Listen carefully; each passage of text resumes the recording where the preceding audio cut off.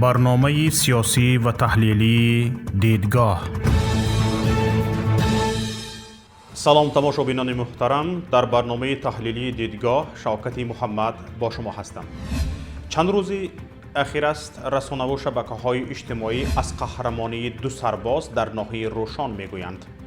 طبق خبرها سراج الدین یتیموف و قندیل جان واحدوف، دو سرباز یک قسم مرزبانی میخواستند خواننده مکتب را از غرق شوی نجات دهند، ولی خودشان همراه با او غرق شدند.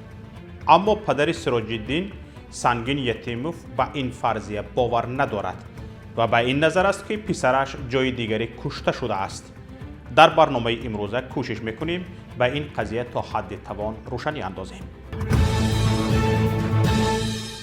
طبق فرضیه مقامات، یک خواننده صنف نوی مکتب دهه ومری ناحیه روشان با قصد خودکشی خود را به آب می‌پرتاید. سراج الدین و قندیل جان هم برای نجات او وارد دریا می‌شوند، ولی نمی‌توانند نه سرباز را نجات دهند و نه جان خود را. یک مسئول قسم مرزبانی در ناحیه روشان با نام حسن رجبوف به رسانه‌ها گفته است که سربازان در اول تلاش کردند که از قصد خودکشی این پسر جلوگیری کنند و او خودش را به آب نپرتاید. وقتی خواننده مکتب خودش را به آب میپرتاید، سربازان را شاید وجدانشان عذاب میدهد که برای نجات او به آب سرد میدرآیند. ممکن موزه های وزنین سربازی و آب سرد امکان نداد که آنها خود و این پسر را نجات دهند. آنها همچون قهرمان و چون سربازان دلسوز رفتار کردند. همچنین مقامات گفته‌اند کارمندان کمیته حالتهای فوق‌العاده ولایت مختار کوهستان بدخشان و ساکنان روشان به جستجو سفربر شده‌اند. اما سنگین یتیموف، پدر سرباز گویا غرق شده، سراج الدین یتیموف میگوید چند حالت به دروغ بودن این فرضیه مقامات اشاره میکند. پدر سرباز غرق شده به پیام گفت روز 29 اکتبر خبری خود را به آب پرتافتن سرباز نشر شد، اما در آن خبر حرفی از سربازان نبود. اگر این دو سرباز واقعا در این حادثه دست دارند در نجات او، چرا در همون اولین خبر این خبر را همراه با مفقود شدن یا که غرق شدن این پسر بچه خبر ندادند؟ بعد از گذشتن 2 روز بعد خبر دادند که گویا این دو سرباز نیز برای نجات او در این آب خود را انداختند و غرق شدند. تنها بعد 2 روز خبری خود را به آب انداختن خواننده مکتب، سربازان را هم به آن علاوه کردند و گفتند که برای نجات او خود را به آب انداختند و غرق شدند. جستجوی ما نشان داد که درباره غرق شدن نورس در ناحیه روشان اولین شده به گرفتن نام سامانه کمیته حالتهای فوق‌العاده خبر داده است، اما واقعا در آن هیچ حرفی درباره همراه نورس غرق شدن دو سرباز نیست. روز 2 اکتبر خبرگزاری ازپیلوس با استناد به سخنگوی کمیته حالتهای فوق‌العاده خبر داده است که همراه نورس 2 سرباز دیگر غرق شده است. چنانه که دیده ایستاده اید، در این خبر ازپیلوس روز حادثه را 1 اکتبر میگوید، اما رادیوی آزادی که در این باره روز 3 اکتبر با استناد از قول مقامات ولایت مختار کوهستان بدخشان نوشته است روز حادثه را 29 سپتامبر ذکر کرده است. یک همخدمت سراج الدین یتیموف که با خواهر او صحبت میکند نیز 29 سپتامبر واقع شدن حادثه را تصدیق میکند. سنگین یتیموف همچنین به ما گفت که حادثه طبق گفته مقامات روز 29 سپتامبر رخ داده است، اما به خانواده آنها تنها 4 اکتبر خبر دادند. یتیموف میپرسد که اگر واقعا راست میگویند، پس چرا همان روز یا فردای آن ما را خبردار نکردند؟ سوال دیگری پدر جگر سوخته سرباز این است که фармони хатми хизмати писараш рӯзи 27 октябр баромада буд. аммо тибқи гуфтаи мақомот ӯ рӯзи 29 октябр дар постгоҳ қарор дошт ва адои хизмат мекард, дар ҳоле ки ҳақ надоштанд баъди баромадани фармон дигар ӯро барои адои хидмате фиристанд ва ӯ бояд то аз қисми ҳарбӣ хориҷ шудан дар он ҷо боқӣ мемонд. ба суоли мо дар бораи ин ки кай хонаводааш бо писараш дар тамос шуда буданд, падари сарбоз гуфт ки рӯзи 27 октябр Сироҷиддин ба хоҳараш занг зада аз судори фармони мураххас шуданаш аз артиш хабар додааст. ҳамчунин ӯ гуфта ки бегоҳ ҳамроҳ бо ҳамхидматонаш ош мекунанду судори фармонро ҷашн мегиранд. ба хоҳараш рақами телефонеро дода гуфтааст ки бегоҳ дар хат бош, дар алоқа бош, ман аз ҳамин рақам занг мезанам, аммо на он бегоҳ ва на рӯзҳои дигар аз худ дарак надодааст. падари Сироҷиддин тахмин мезанад ки ҳамон рӯз бо писараш ҳодисае рух додааст. шояд латукуб кардаанд, шояд пар рондаанд мегӯяд. ба суоли мо дар бораи ин ки оё қаблан писараш аз латукуб ё фишори болояш шикоят карда буд, Сангин Ятимов гуфт ки писараш ҳам варзишгар буд ва ҳам донандаи хуби компютер. ӯ бо ҳар касе боре суҳбат мекард, ҳатман дӯсташ медоштанд. хеле ҷавони зиндадилу хушчақчақ буд ва ворид шуданаш бо касе ба хархаша бовар карданӣ нест. ва ҳамчунин гуфт ки писараш дар постгоҳ қумондон буд ва 6 нафарро сардорӣ мекард. чизи дигаре ки падари сарбозро ба шубҳа андохтааст, пайдо шудани ҷасади он хонандаи мактаб, аммо то ҳол ғоиб будани ҷасадҳои писараш ва ҳамхизмати ӯ аст. дар ҳамин ҳол вазорати дифоъ даъво кардааст ки барои ҷустуҷӯи ин ду сарбоз, аз ҷумла барои иҷораи дурбини зериобӣ маблағ надорад. Искандар Воҳидов, падари сарбози дигари гӯё ғарқ шуда, Қандилҷон Воҳидов, ки ҳоло барои ҷустуҷӯи ҷасади писараш ба Бадахшон рафтааст, пардохти пули иҷораи дурбини зериобиро ба дӯш мегирад. аммо баъди он дар қисми ҳарбӣ гуфтаанд барои истифодаи ин дурбин иҷоза лозим аст ки онҳо надоранд. хонаводаи сарбоз Ятимов баъди даводави зиёд дар вазорату идораҳо ин иҷозаро ҳам ба даст оварда ба Воҳидов мефиристанд, вале масъулин мегӯянд ки аз ин дурбин истифода намекунанд, ҳарчанд даъво доранд ки истифода мекунанд. дар кофткови ин ду сарбоз вазорати мудофиа ё ки касое ки дар ҳамон вобаста ба вазорати мудофиа ҳастанд дар ҳамон част мегӯянд ки мо маблағ барои кофткоб ё ин ки дурбини зериобӣ барои ҷустуҷӯи онҳо лозим будааст маблағ надорем. падари сарбозе ки ҳамроҳи писари мо дар ин воқеа ғарқ шудааст, ӯ дар ҳоли ҳозир дар он ҷо қарор дорад ва эшон ба оҳда гирифтааст ки ман пули дурбинро ки он дурбин бояд иҷора мешудааст, пули дурбинро ман қабул дорам, месупорам, шумо идома диҳед барои кофткоби ин фарзандони мо. аввале боз гуфтаанд ки барои истифода аз ин дурбин мо иҷозат надорем.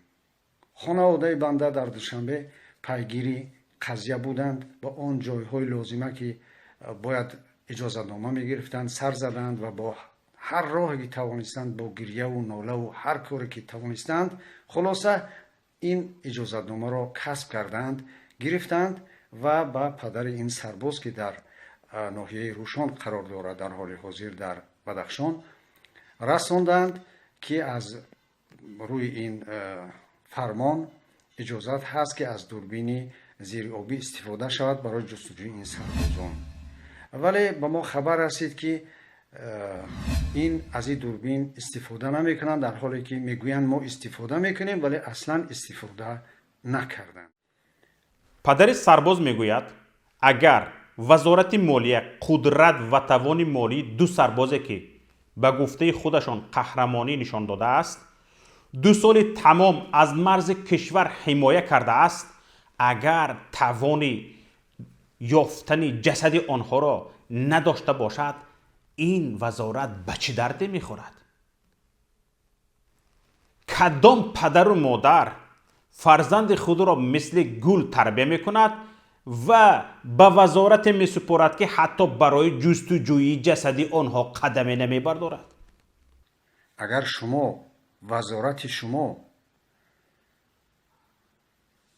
قدرت و توان مالی نداشته باشد که 2 سرباز قهرمان این 2 سربازی که قهرمانی از خود قهرمانی نشان دادند و برای نجات از جان خود گذشتند برای نجات این هموطن خود و خود را به دریا انداختند اگر این خبر واقعیت داشته باشد شما قدرت توان مالی پیدا کردن این 2 سربازی که 2 سال خدمت کرد برای این وطن خدمت کردند از مرز حمایت کردند فرمانشان هم صادر شده بود فرمان تمام شدن خدمتشان روز 27 فرمانشان صادر شده بود ولی باز از اینها غیر قانونی استفاده شده اونها را در مرز گذاشته در صورتی که طبق قانون باید اینها در داخل چست تا روزی از اونجا جواب شدنشان می ایستادن ولی شما از اونها استفاده کرده در پستگاه گذاشتید آنها رو در خدمت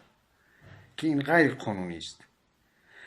بعد وقتی که این وزارت شما قدرت مالی نداشته باشد که این 2 سرباز رو این 2 سرباز قهرمان رو پیدا کند کافتکاب کند و از آب بیرون بیارد این وزارت دفاع شما به درد چی میخورد؟ این پدر و مادران این سربازانی که باید به خدمت بروند خب این واقعه ها را وقتی میبینند و میشنوند با کدام روحیه به خدمت میروند؟ کدام پدر و مادر فرزند خود را 18 سال 20 سال مثل گل تربیت میکند؟ ما فرزندان خود را مثل گل تربیت کردیم و فرستادیم خدمت. در ثبت گفتگوی خواهر سرباز یتیموف با یکی از همخدمتانش که دسترس ما شد همخدمتش جریان حادثه را قصه می کند. میگوید نورس را آنها زمان مشاهده کردند که او در یک جزیره خردی بین دریا قرار داشت.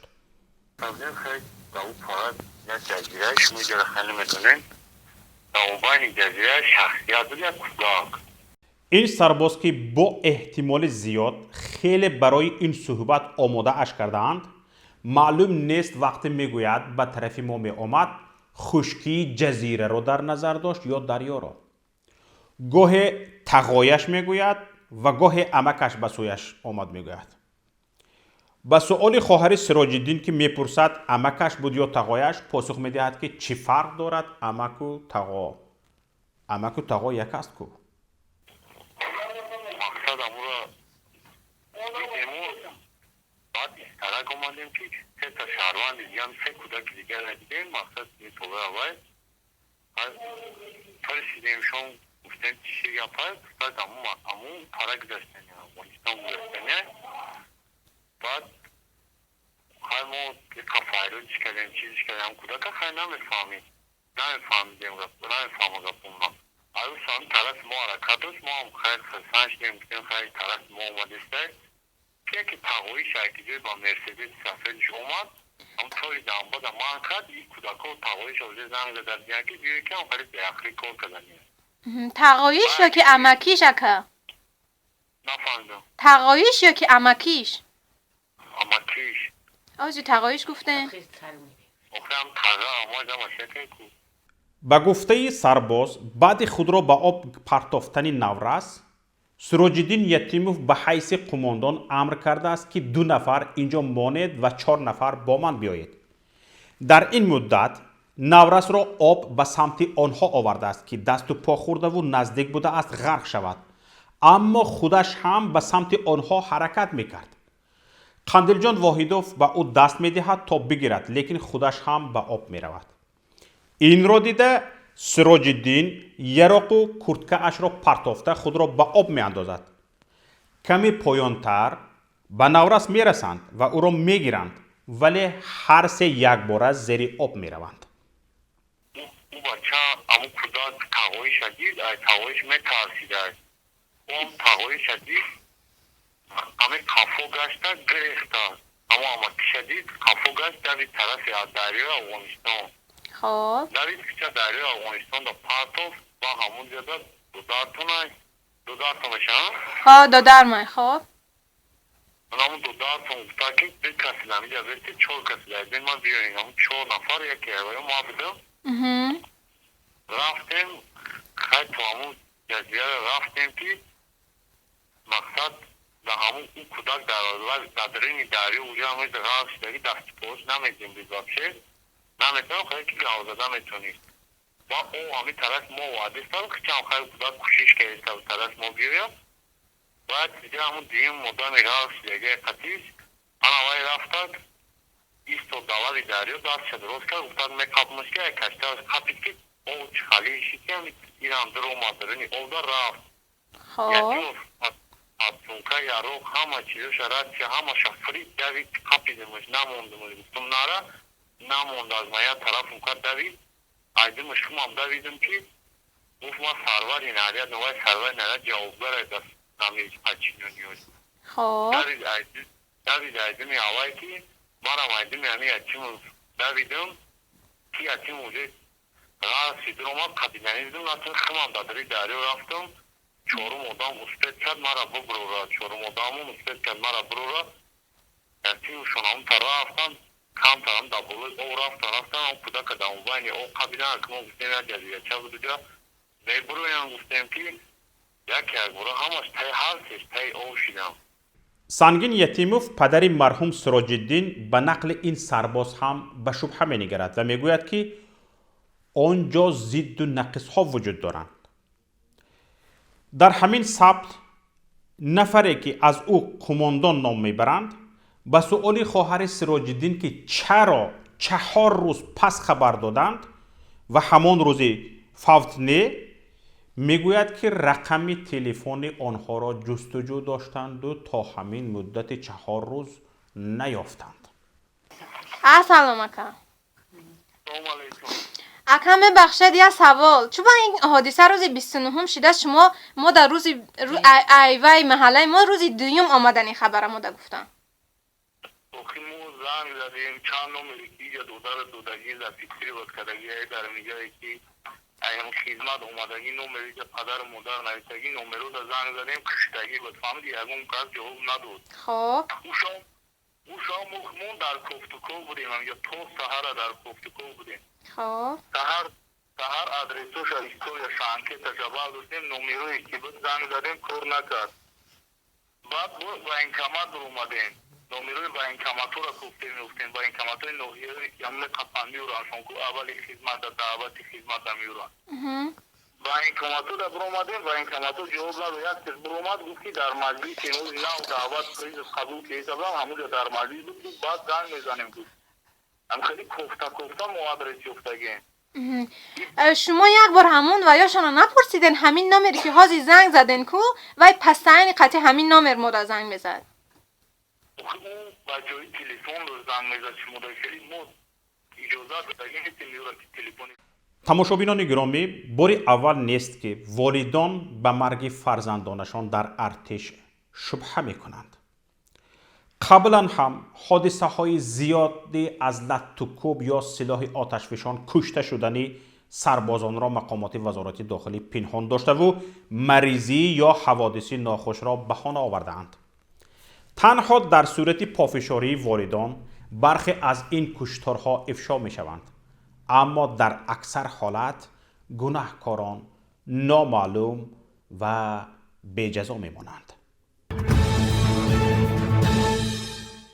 اینجا برنامه امروزه دیدگاه به پایان خود رسید.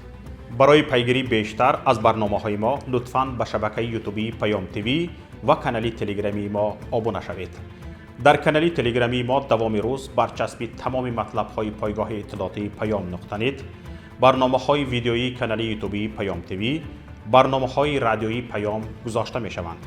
همچنین شما می توانید برنامه های ما را روی موج ماهواره ایتلسات 7B در موقعیت 7 درجه شرقی بر روی بسامدی 11262 گیگاهرتز، صورت نشانی 27500، قطبش افقی FEC 5.6 از شبکه مستقلی ماهواره تپلیوس تماشا کنید. خیر تا روز دیگر. السلام علیکم و رحمت الله.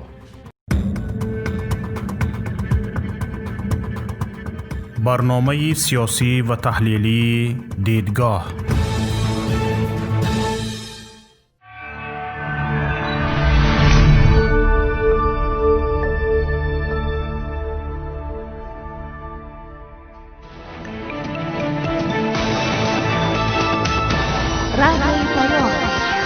در فضای سیاست صدای جدید. رادیوی پیام. علم، فرهنگ، نوید. رادیوی پیام. مشورت، بحث، گفت و شنید. در تمام دنیا روی رسانه اینترنتی رادیو پیام .net